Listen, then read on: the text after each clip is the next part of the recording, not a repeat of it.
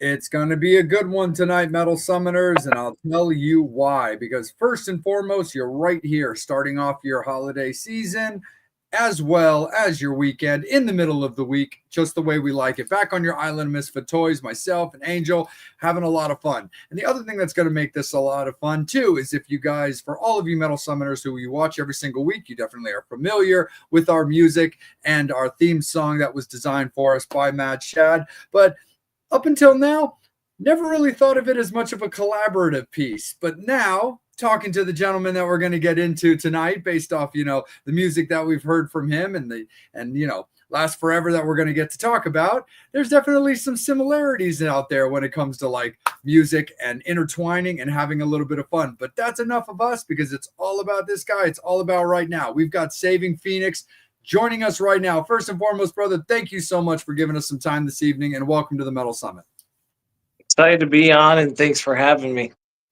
Absolutely, man. It's absolutely our pleasure. But yeah, I mean, when it comes to Last Forever, man, starting off hot. I mean, it's such a cool song. It's such a unique, video with the idea of, just like dragons and kind of like, futuristic, type, like fighting between like the main characters, and the dragons almost kind of have like this pet-ish aspect to it. But the other thing I love about the video itself is the song, of course, that it's portraying. Is you've got this very, very cool style in your music that has this like, I'm definitely kind of like an industrial kind of like rock metal guy, where like I'm a big fan of bands like Static X and Dope, and I get like a Slipknot vibe to it. There's definitely, dude, there's a lot of ingredients in your stew when it comes to that song, man, but they come together so well. It's a really, really cool tune.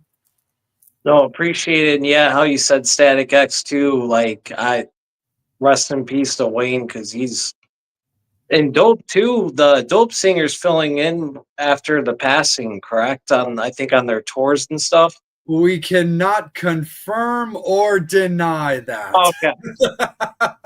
Okay. I mean, I've talked about it millions of times with Babes, and we've also talked about it on the show as well between me and Angel and other guests. It's like, do I think it's him? Absolutely. Do I know it to be him? Absolutely not. Do we kind of know better? Yeah. But but the bottom line is, when it comes to Zero, he's doing such a great job, and I got to give a lot of credit to Ken, to Koji, and to Tony with what they're doing with Static X in the wake of not in the wake of Wayne's passing, because unfortunately he's been gone from us for quite a while now, but bringing back this band and really doing it well. Like, there's nothing about, and I've seen Static X now quite a few times, and there's nothing about this performance that feels in any way like a cash grab. It really feels like a genuine tribute to their fallen comrade by the guys that are the OGs of the band. And I personally don't have anything negative to say about the way Static X is doing it. Yeah, and I supported too. Spotify, they did, I think, 2 volumes so far. So I was jamming out to those. They were doing either underground and some, unreleased songs they released. So it was cool to hear that, as well as when I watched the live sounds of their newest shows. Like, the singer sounds pretty dang spot on, like pretty awesome. For sure. And it's been also such a well-chosen series of songs. Like, of course, starting it off with the main tribute, to Wisconsin Death Trip, but now having them focus on like Rise of the Machines, and also have a new look for Zero with, that robotic, look and design to it. I mean, it's super duper cool. I mean, I went with my girl, went with a bunch of friends, we had a great time. Like, it was super awesome. The songs are so iconic and so great. And, Nothing more fun than listening to Static X and hitting the bar really hard, which I did as Oh, well. Super duper cool. Picked up a dope T-shirt for myself, a Static X shirt for myself, a Static X shirt for my girl. So we always make sure that that Wayne and the guys are very well represented, because that band's just awesome. And I would have loved to have seen what that band would have accomplished if the band had stayed the original lineup for the entire duration. I'm just really, really curious at where they could have gone when it came to that. But also, that being said, I really can't say anything negative about any of the other players that are in that. Now, precursor to this little statement, before we get into all things Saving Phoenix, yes, Metal Summoners, I am aware of him. I know he was in the band. He's been in multiple bands that I actually adore, from Static X to Dope to the Murder Dolls. And I mean, not Dope, but from Static X to the Murder Dolls to Rough House / Tease. I am well aware of the situations when it comes to Trip. However, that being said, when it comes to his guitar playing, his ability to write, his ability to do riffs, I really can't say anything bad about the man as a musician and as a player, because he's also the guy who's playing in like Cold, which of course is attached very dominantly to the Queen of the Damned soundtrack in a movie that I love to death. So that being said, to spin things back onto like a happy meter, overall, I do think that Static X, when it did come to having to replace a player, actually did very well in their choices. Agreed. So when it comes to that, let's bring it back to you, my friend. Talk a little bit about like how Saving Phoenix got going. So it is a solo project. It's your child. It's your baby. You were talking about it coming off of, previous bands that you had in Chicago, but as a serious solo project starting off with just yourself. So talk a little bit about your mindset as forming this kind of solo project, as opposed to just, being like, I've got music I want to write and I want to jam and I want to perform. Now time to put out ad and find players. So what was your design behind Saving Phoenix? So I had previously, during COVID, I tried to do a 3-track solo EP, and the quality just wasn't really where it was at. And I was still fresh into the writing again, because it took some time away. So I went back to, we used to grow up on Lamb of God. So I went back to all those old metal bands that we grew up listening to, like Static X, Lamb of God, Kill Switch, Slipknot, Korn. And my buddy went to schooling for the recording engineering. And when he was moving, he asked me if I could help him move his gear. And he said, once we get the studio set up, if you have a song, so it was going to start as one song. He's like, you can come in, we'll record this song together.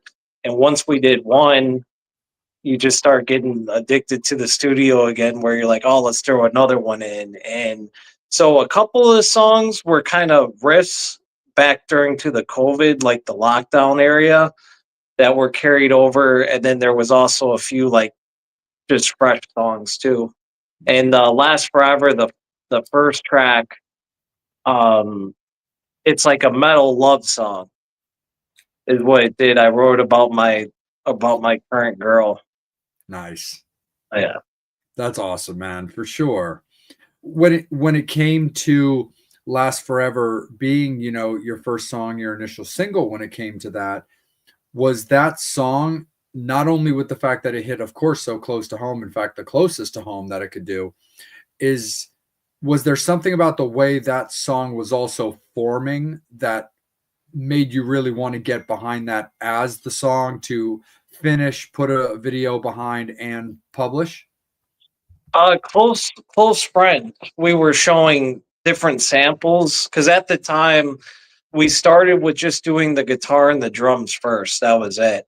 And then I was going in with the bass guitar after, then finally doing the vocal tracking.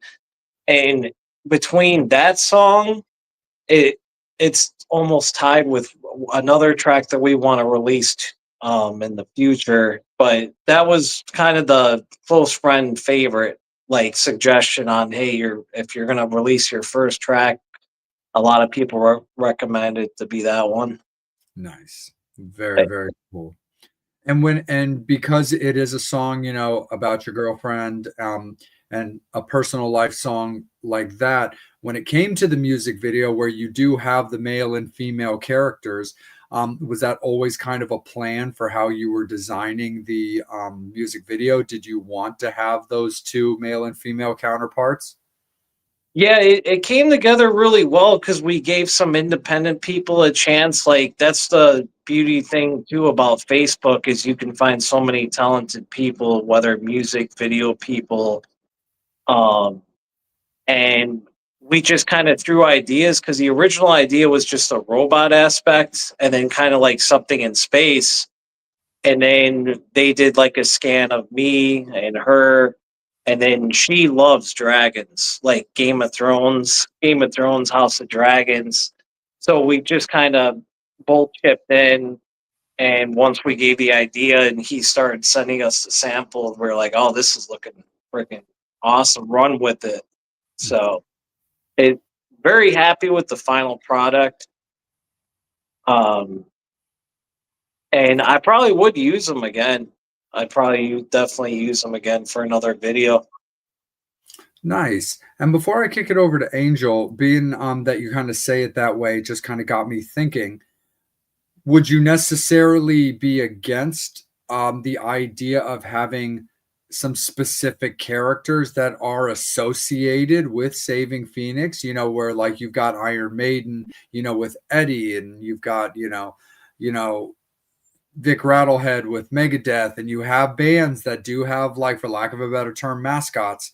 Is that definitely an avenue that you would consider going down with these reoccurring characters that almost kind of feel like a stamp of your style in videos? That is awesome because you definitely woke me up when you said something like exactly what you said. It clicked in my head where I'm like, it. We did that with one of our older metal bands back in the day. We had like you know how Korn kind of had that doll or whatever it was. We had this voodoo doll that the singer did, and I'm like, it just looks so freaking cool and unique, and we kind of use that as our symbol for that one. So I would definitely consider and like to go a route like that. Hell yeah, that's awesome, man, for sure. And then another thing that's awesome is my partner in crime, Angel. What's up, my friend? Let's kick it over to you. Also, man, can't thank you enough for your time. Um,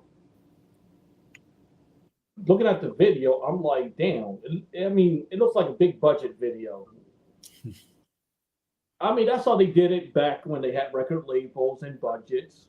A video like that would have cost you, I don't know, $500,000, I think, right? No, but just like I said, it's an awesome video. Definitely love the song. Um, I'm a drummer, so I always love the drums. That's like the first thing that I kind of get into. Um, but definitely, I want to know how did the band get their name? Um, that my girl actually helped me too because that's one of the hardest things to come up with the band name. And she told originally it was possibly going to be Phoenix, and we looked up the definition of it for the mythology about the when you start a new life. It's pretty much like a new life after death, I believe, is the mythology behind it. Mhm. So we just kind of tied it in, and that's one of the things too, dude, is like I've noticed before is like I don't want to be a band either where you search it on Spotify and you'll find just 20, 30 bands under that name, and it gets because if you want your stuff to get heard too, it can be harder. Where I've even had, if you guys are familiar with the band Raw, they were kind of bigger in the early 2000s, but they're even hard to find on Spotify sometimes. And Soilwork used to be, or Soil. Soil, yeah. Yeah. I love So Soil. I think those guys are great. yeah. I'm happy to see that they came back again and that they're touring, and it looks like they always do really well in the UK too. And I'm hoping they go for like a full US would be awesome. For sure. I interviewed Tim way back in my early years of doing journalism when they first released the whole album. So so I've always had a soft spot for Soil. Those guys are fantastic. And I mean Ryan's Ryan. I mean his vocals are killer, and I love what he does with Drowning Pool. Oh yeah. Yeah, they made a great comeback too. I don't know exactly what happened to the Jason guy because I was a big Drowning Pool nerd, and I listened to them up to I think it was the first album that the Jason did because I listened to all Ryan stuff, and Dave obviously was the beast and rest in peace. Yeah. But Ryan did a really good job because that's not an easy spot to replace like Alice in Chains and Static X. So I definitely think he's doing a good job for sure. For sure. Well, it's funny because they had two Jasons. So Yeah, they did. Yeah, because right after David, God rest his soul, because that album is bulletproof. It's untouchable. So if you want to talk about just like a highway robbery of metal, that the loss of Dave Williams is pretty much everything that just feels unfair about a situation like that. But yeah, then they had Jason Jones right after that, which is funny because like I love that Step Up song so much. It's so good. And then Ryan was in there for a few records, and then it was Jason for a little while. And the funny thing is, I remember Jason just doing his thing, and it was all good. And then all of a sudden, it's like boom, like announcement from Drowning Pool, like Jason is no longer affiliated. And I'll give the guys credit, like they were incredibly professional about it, and at least there was no mudslinging from what I saw. So there was nothing that from both sides, but I haven't really done any research when it came to Jason's side of the story, if any.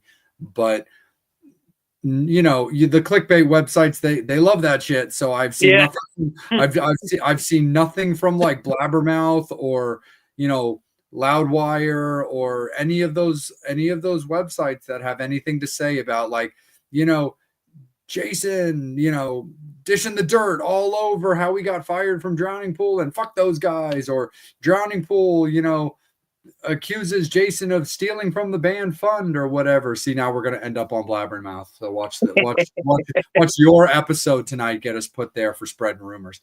But no, nothing that I've seen when it comes to Drowning Pool's camp or even Jason has ever popped up across my feed to make me feel that it was anything other than like some kind of amicable split. Just musical directions, differences, unwillingness to tour. It could be anything. But yeah, I liked what Jason did. But my girl's not exactly what I would call a Ryan fan, and I'm not knocking Ryan, and neither does she. But she doesn't connect with him. She was a very, very hardcore Dave Williams person, as am I.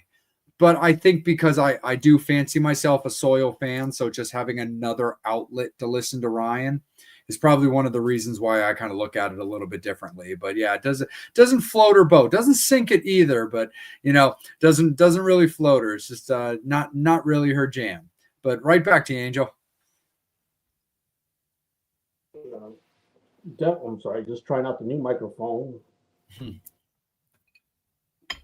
You're able to hear me pretty clear, right?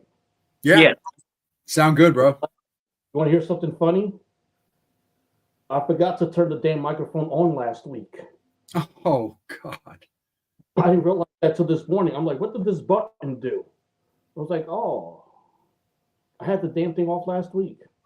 Oh, that's so funny. Don't feel bad. Me and Ron did that for an interview that we did for Vampire and Devil at one of our cons. So I feel your pain, brother. Now, when it comes to you writing music, do you ever have in the back of your mind what a video would look like for any song that you write? That's a really good question.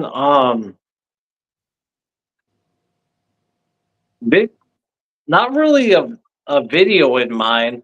Like I used to want to like write screenplays for like movies, like because I'm a horror fan and stuff. So like I would try to visualize if I ever went that route, that's when I would like picture that, like the video and everything. But for the music, uh, n- haven't really like pictured the video or anything till like after the lyrics and all that stuff. So when it comes to your songwriting, um, do your songs ever go through changes from the early demos till the finished product? Like any lyrics, any melody changes? Yeah, 100% with that because either part of the problem that I faced probably for the first time in the new batch of writing was a lot of the songs were almost too short. Where we either had to see where we're like because we didn't do the lyrics yet. So we were, we would put it on and then we're like, okay, now I can when I'm visualized uh singing, we can extend the verse out or it won't be too repetitive with how short the song could be where hey we could throw the chorus back in or do a chorus on the final and words to where on the sorry my brain right now I'm just trying to think but sometimes the words wouldn't sound as good when you heard it back so maybe we would listen back for a week or 2 weeks and then just be like, you know what, this word would sound better, maybe more catchy, and bring out the chorus better.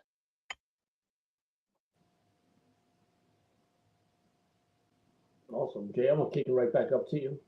Absolutely, man. No sweat. So when it comes to, you know, the plans for Saving Phoenix, considering that, you're the guy that's, driving the tour bus, and the guy that's sleeping in the back.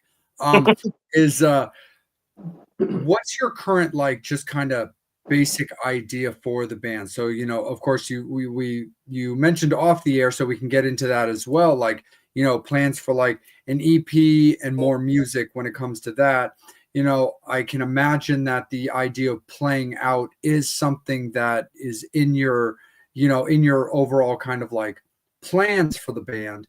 But what would you say, considering we're, bringing the end of 2025 and we have a whole new year to talk about? What would you like to accomplish currently for 2026? That's a really good point too. I keep networking with different drummers, Mhm. so I have jammed with a few different drummers already, two that are bigger metalheads. So I do have one project that like I already brought up to them. We're like, hey, would you guys be down to start playing some live shows and stuff? So working on that in the back burner.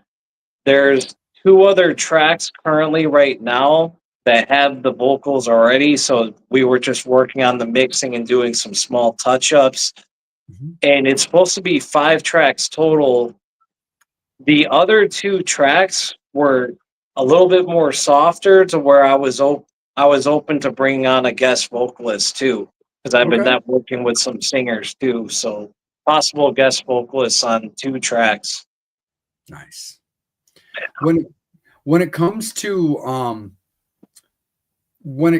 like if if I was able to put you on the spot right now, when it comes to playing out live, would you want to focus dominantly just on singing as a front man, or would also be playing on stage while singing be of value and importance to you? That's a really good. That's a really good response, right? Or sorry, question right there. Because finding musicians, that's the only problem. Is where like it's easy for bands to like, let's be a cover band, but if you're trying to get people to be like, hey, can you play the song that I wrote? Some people, it's easier said than done. But I, playing bass, I was gonna try to maybe do bass with the vocals, and even if some of the songs are harder to sing and play bass, I may maybe have a guest bass player for a track when we're live and stuff. But ultimate goal would be main vocal main on the metal band, And but if I could do bass, that'd be awesome with it. Nice. Yes. God rest your soul, Peter Steele. Or Lemmy, depending on Oh who yeah. your depending on who your poison is for a bass playing frontman. Yeah. So because it's me and I get to do this because as half of this show, I get to make Angel suffer, and because we open Pandora's box, I feel like walking and playing with it, or the lament configuration, and we can call the Cenobites. So I'm going to make Angel suffer, and we're going to talk about horror movies for a couple seconds because you mentioned being a fan and that you and your girl had recently seen Black Phone 2. I'm planning to see it in a couple of days with my girl and Ron as well. What kind of horror movies are you specifically into, if you have like certain favorites? Evil Dead's definitely top on there. Nice. Nightmare on Elm Street. I was a big Nightmare on Elm Street fan. And since you didn't see the second one, Black Phone 1, it was just awesome, and it stood out.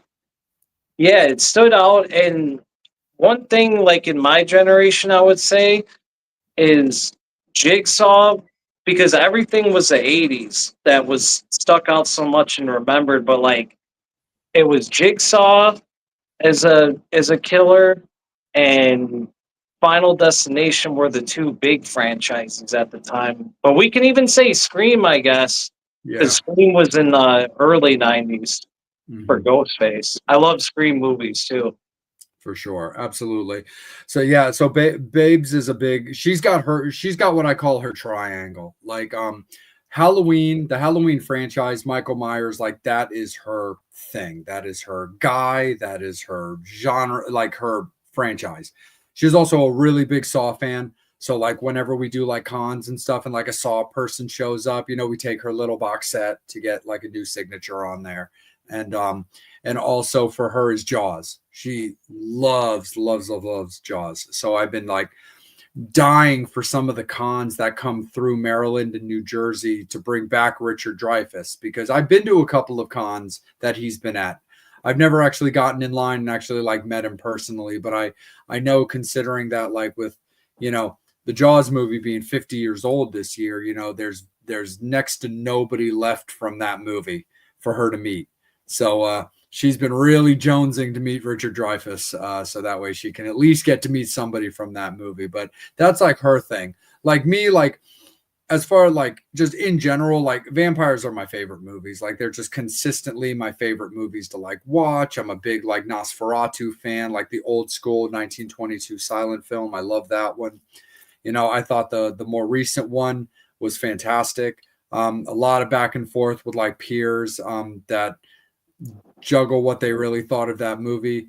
Like the director, Robert Eggers, I'm a big fan of his style. Like that kind of like dark, broody, gothy style is just everything I want in movies, from The Witch to Northman to Lighthouse to Nosferatu. I think it's fantastic. I left that movie going like, that movie was amazing. It was at least an 8 out of 10. It's absolutely fantastic. Babes looks at me. She's like, at best, that movie was a 6, and that might even be giving it extra because I love you.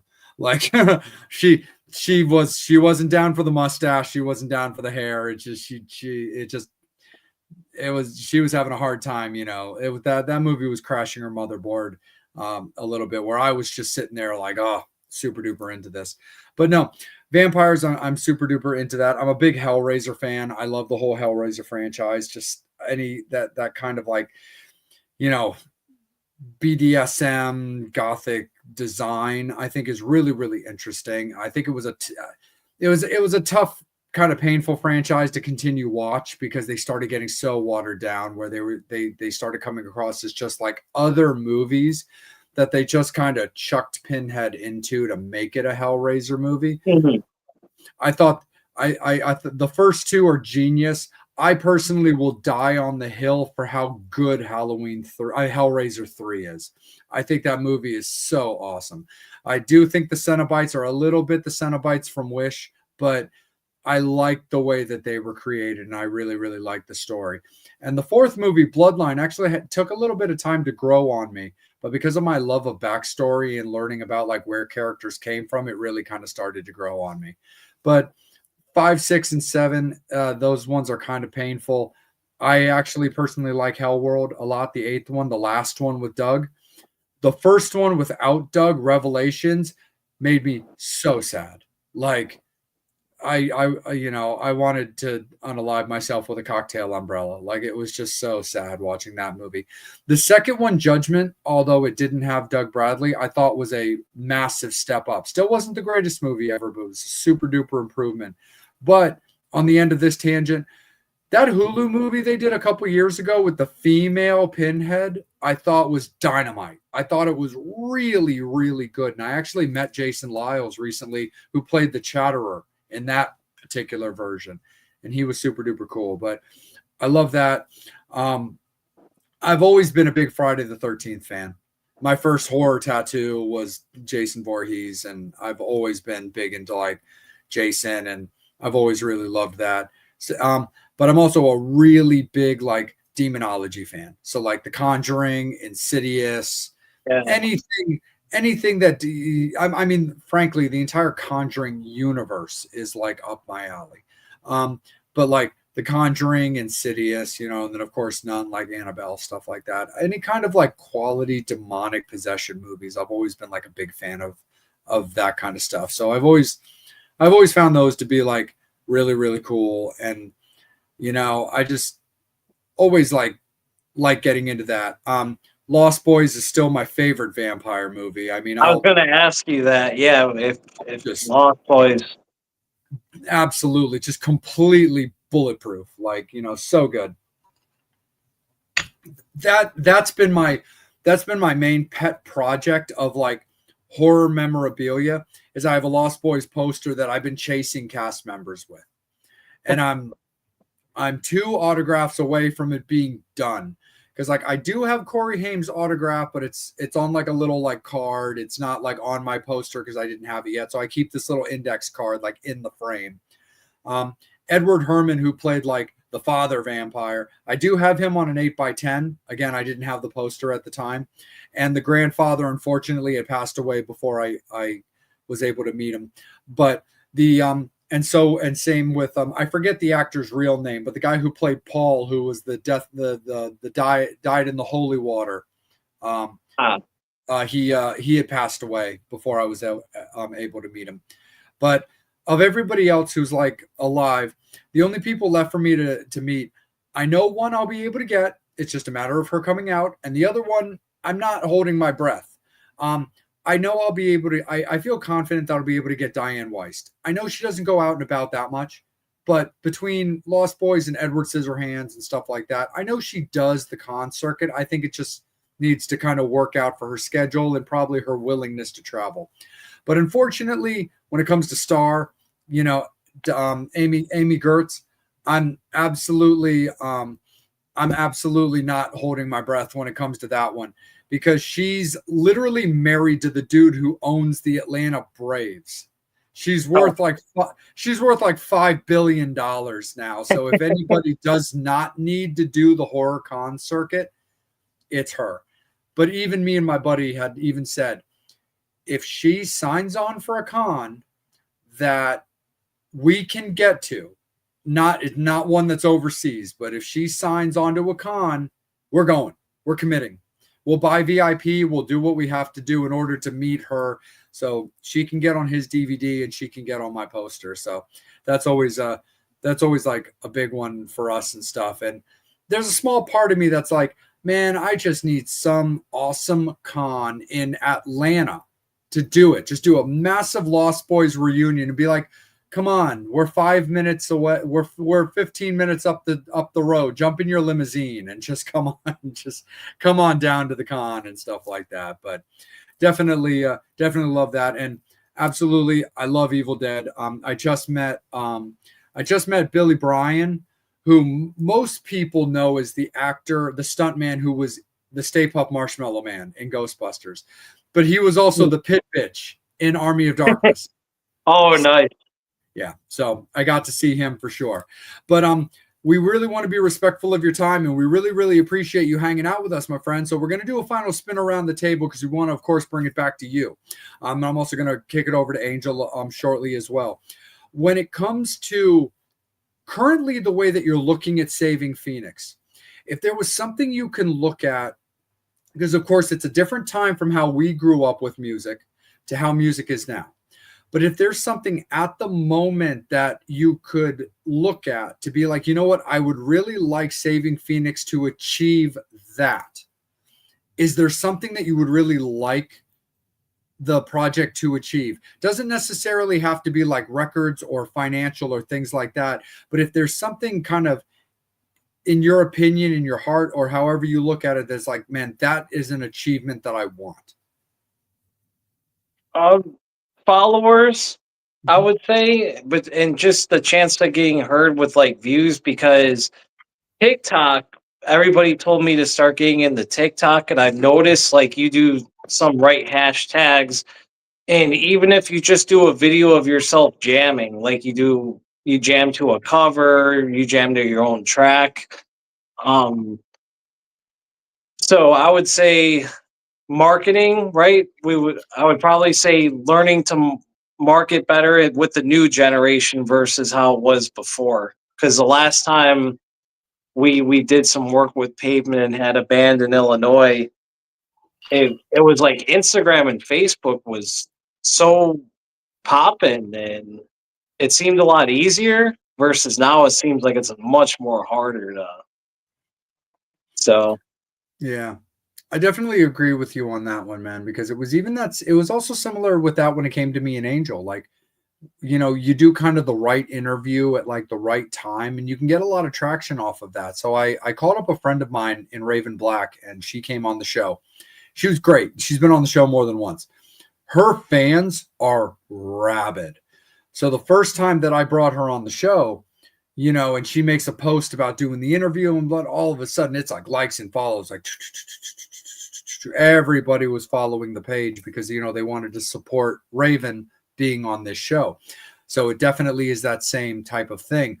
But you're definitely right, because like while Angel and I have been very fortunate and very blessed with the continued traction that we're able to do with this show, it's very, very tricky. We consistently, you know, we get our likes and then we get our new follower here and there and our new follower, but it definitely feels a little trickier to get like that chunk where all of a sudden you hit like a notification or you get a notification that's like, hey, yeah, you got 32 new followers last week. And it's like, oh shit, really? Holy crap. Okay. Now it's like, hey, you know, good job. You're building yourself up a little bit. You got 2 new followers this week. It's like, oh shit. Well, it's been 6 weeks since I saw that notification.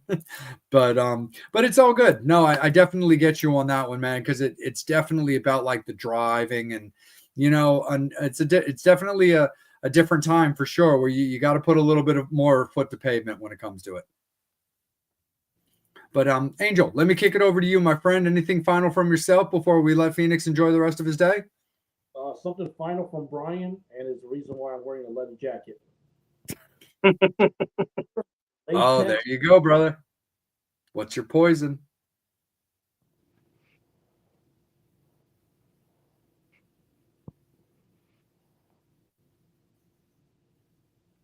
The question was, what do you prefer, leather, latex, or spandex?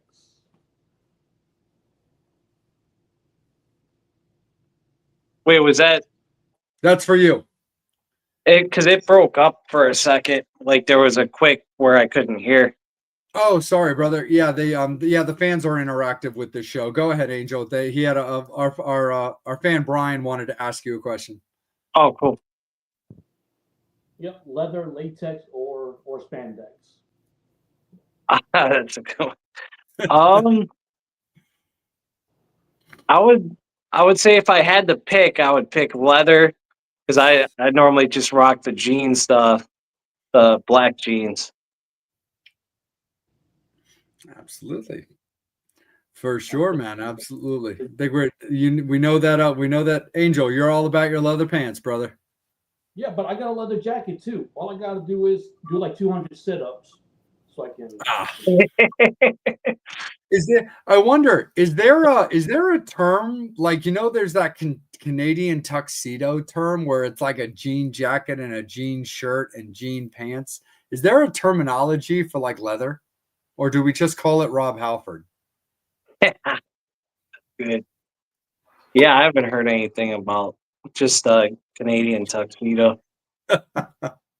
No, of course, man, for sure. And one more thing, brother, before we let you go for the evening, because of course, man, we really appreciate you rocking out with us. And I mean, dude, you're an alumnus now, man. If there's anything that we can definitely do, by all means, hit us up. But please let everybody know where Saving Phoenix can be found.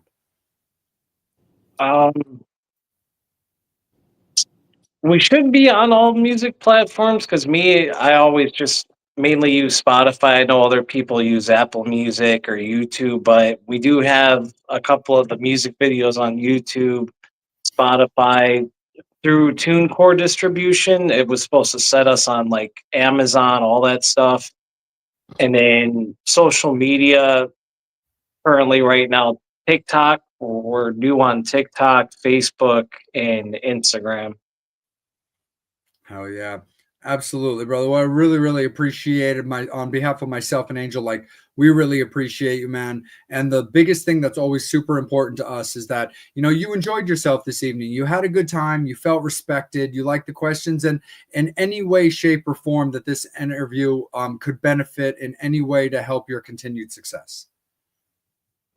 Yeah, I mean, I would say I love, like, now that it's new going into this again, like being on a show like your guys', it was fun, super fun, and it just pushes you more into to keep doing what you're doing. And I wanted to be a podcaster before too, so like the fact that you guys let me come on your show, it's a cool experience. So I love it. I think the questions were great. Fact that you guys metalheads as well as the horror movies and stuff is all awesome. So Absolutely. No, 100%. And I mean, hey, man, for what it's worth, like Angel and I are not foreign to having, colleagues and guest co-hosts and stuff like that. So, if that itch for you ever needs to be scratched, I mean, don't be a stranger, man. Reach out to me or Angel at any time, brother. And if you're just like, hey, even if we were to put something out and be like, hey, I like that guy, can I come on and ask a couple of questions? We're always going to say yes, but also for any reason, any time that you have like a new song or something that you want to put a little extra push to, Pavement's been very, very good to me and Angel. And so we always like to make sure that, we're giving the love right back. So if there's ever a need or just an opportunity for us to be able to help push a new song or the EP or even just a show that's able to pop up, don't be a stranger, brother. Reach out to us at any time for any reason. I appreciate you guys, and thanks again for having me. Absolutely, our pleasure. Metal Summoners, we appreciate you guys so much. Please make sure that you're following Saving Phoenix and on all of his socials with everything that he's doing and checking out, Last Forever, the new single and the music video. It's on YouTube, it's on his socials and everything there. Make sure that you're checking out Angel Alamo at Angel Alamo 78 on Instagram. He can also be found on Facebook as well. You can find me on Instagram at Salem.vampire, and I can also be found under that moniker on Facebook as well. And I have a personal page as well. But of course, when it comes to the Metal Summit, that is the value for myself and Angel. So please follow and subscribe to the Facebook page as well as the YouTube page, to be able to see the interviews, because that's where you're watching Saving Phoenix right now. And then, of course, if you like knowing what we've got going on, please follow the Instagram page for the Metal Summit, because all of our guest announcements come out there first.